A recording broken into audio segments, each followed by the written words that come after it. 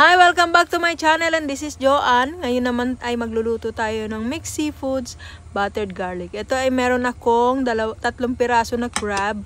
Tapos meron din akong hipon. Tapos yung crab ko maraming itlog. Tapos meron akong, ito yung shell ko. Ayaw namin ng tahong kasi nga, basta hindi kami kumakain ng tahong dito sa bahay. Tapos ito naman ay meron akong isang squid.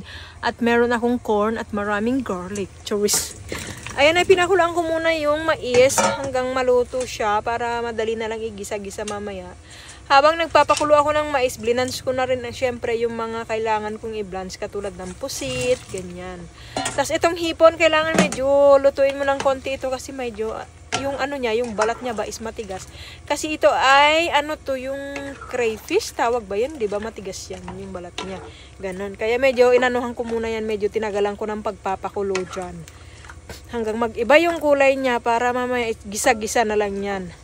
Pagkatapos ko naman yan hanguin ko naman yan siya, charis, pero yung mais andyan lang siya. Tapos mamaya ilagay ko naman yung crab. Tapos yan ang pinatagalan ko na kasi nga matagal tong maluto eh. Ayan, di ba? Fresh pa yung crab ko. Gumagalaw-galaw pa. Tapos pinakuluan ko sila ng medyo matagal kasi nga medyo matagal tulutuin. Tinakpan ko muna yan. Tapos nung naluto na yung corn at saka yung crab, ayan ay inano ko na rin yan, yung shell natin. Medyo nilagay ko na para pag bumuka na yan, okay na. Pagkatapos na naggisa naman ako ng maraming garlic, tapos yung yung iba dyan is isa-separate ko, iset aside ko para mamaya ay ilagay natin. Parang garnish, ganun, charis. Tapos yan, pagka ganyan, golden brown na siya, tinanggal ko yung iba, tapos naglagay na naman ako ng bago. Saka ko nilagyan ng butter. Yung butter marami yan, parang halos isang pirasong butter, ganyan. Dinamihan ko na. Tapos nilagyan ko na rin yan ng soy sauce, ay oyster sauce. Tansya-tansya lang yung ginawa ko dyan. Ayaw ko nang takal-takal, ganun. Tapos naglagay din ako ng tomato paste. Isang ganyan lang.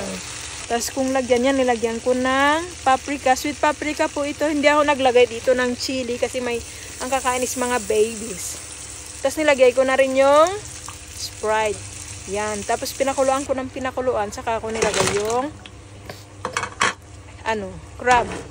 Pagkatapos ko ilagay yung crab, ihalo-halo ka ng konti. Nilagay ko na rin yung corn. Tapos yung hipon. Tsaka syempre yung mga, kung ano na yung mga kailangan ilagay. Tapos yung pusit. Tapos yung hinuli ko yung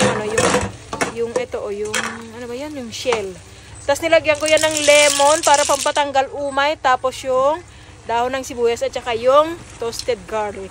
Ayun lang, magandang gabi. Salamat sa panonood. Enjoy! Charis!